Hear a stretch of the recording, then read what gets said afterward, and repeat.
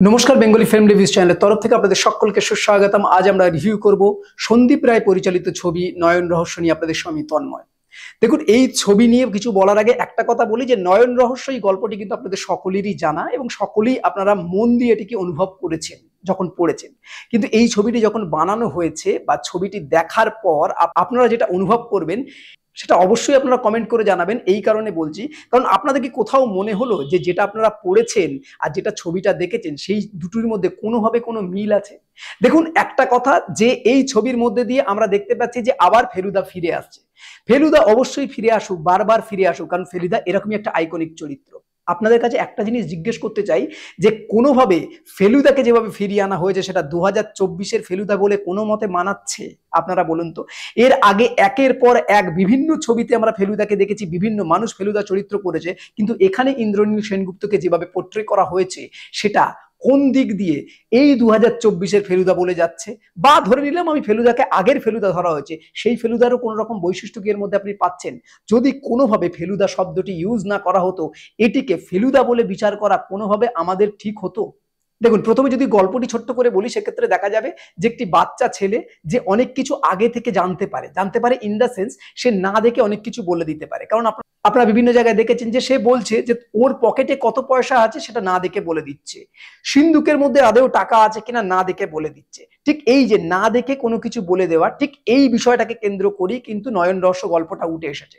কিন্তু গল্প উঠে আসলে তো হবে না, গল্পটাকে যেভাবে প্রেজেন্ট করা হচ্ছে, কারণ এটি একটা ভিজুয়াল আর্ট, ফলে সেক্ষেত্রে কতটা তার মেকিংটা ভালো হয়েছে, এই মেকিংটা কতটা গ্রহণযোগ্যতা পাচ্ছে সেটা দেখার বিষয়। দেখুন, আমার দেখার পর যদি এর পজিটিভ পয়েন্ট হিসাবে বলি, আমার দেখার কোনো রকম পজিটিভ পয়েন্ট কিন্তু এর মধ্যে তেমন কিছু নেই। শুধুমাত্র সন্দীপ রায় করেছে এই জায়গাটাই একটা ভালো লাগার জায়গা। কিন্তু সন্দীপ রায় যেভাবে আমরা তাকে চিনি আর ছবিটি যেভাবে মেকিং করেছে সেটা কোনোভাবেই সন্দীপ রায়ের চলচ্চিত্র বলে আমাদের কিন্তু মনে হয় না। এখানে কাস্ট অ্যান্ড ক্রুকে যেভাবে চয়েস করা হয়েছে সেটাই কোনোভাবে মানায়নি। দ্বিতীয়ত যদি বলি যে এখানে ফেলুদা উঠে আসা মানে জটায়ু উঠে আসে, তোপসে উঠে আসে, তাদের একটা বন্ডিং, এটাই তো ফেলুদা। কিন্তু এখানেই তিনজনের বন্ডিং কিভাবে কিন্তু আমরা পাই না।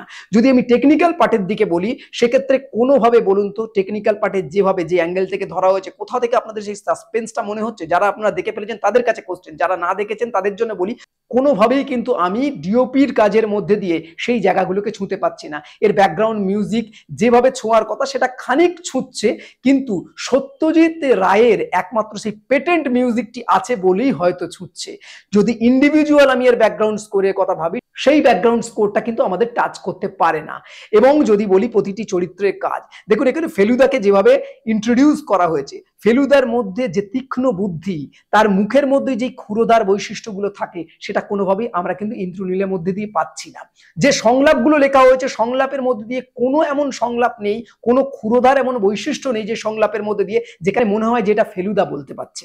এবং এর যে জায়গাগুলোকে কালার গ্রেডিং করা হয়েছে, কিছু কিছু জায়গা যে জায়গাগুলোকে সাসপেন্স তৈরি করার কথা সেই জায়গাগুলো কিন্তু কালার গ্রেডিং আমাদেরকে সাসপেন্সের জায়গায় পৌঁছতে দিচ্ছে না।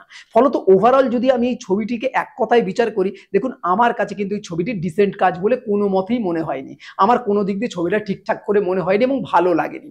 আপনারা যারা আছেন তারা অবশ্যই দেখবেন, দেখার পর কোনো কোনো জায়গায় আপনাদের ভালো লাগতে পারে, কোন কোন জায়গায় আপনাদের ভালো লাগে সেটা আপনারা বলতে পারেন। কিন্তু এর ওভারঅল কাজ, এর এডিটিং, কালার গ্রেডিং থেকে শুরু করে সংলাপ, এমনকি স্টোরিটা বাদ দিয়ে বাকি কোনো কিছুই আমার কিন্তু খুব একটা মনোগ্রাহী বলে মনে হয়নি। এবং সবচেয়ে বড় কথা যেটা হচ্ছে যে লোকেশনগুলো চুজ করা হয়েছে সেই লোকেশনগুলো কিন্তু খুব একটা নয়। আর 2024-এ দাঁড়িয়ে যে ইনগ্রিডিয়েন্টস গুলো দিলে এই ফেলুদাকে 2024-এর ফেলুদা বলে আমাদের মনে হবে, সেই জায়গাটা আমরা কোনোভাবে পেয়ে উঠছি না। ফলত আমার কাছে যদি বলেন এই ছবি নিয়ে, আমি বলবো এই ছবিটি খুব একটা ভালো কাজ হয়নি। বাকি অবশ্যই বাংলা সিনেমাকে যেহেতু আমি ভালোবাসি, যেহেতু সকলকেই বলবো যে অবশ্যই বাংলা সিনেমাটা গিয়ে দেখে আসুন এবং দেখে আসার পর আপনাদের কমেন্ট অবশ্যই আমাদেরকে জানাবেন। এই হলো ওভারঅল রিভিউ। এরকম নতুন নতুন রিভিউ যাতে বেঙ্গলি ফিল্ম রিভিউজ দেখতে থাকুন। আপনাদের গুরুত্বপূর্ণ মতামত আমাদের কমেন্ট বক্সে অবশ্যই জানাবেন।